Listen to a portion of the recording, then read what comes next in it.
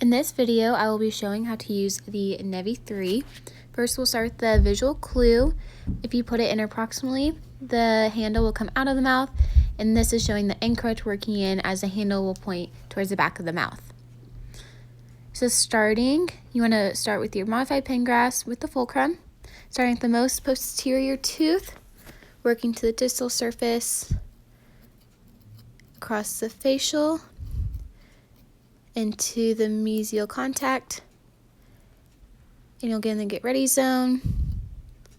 roll and adapt, readjust,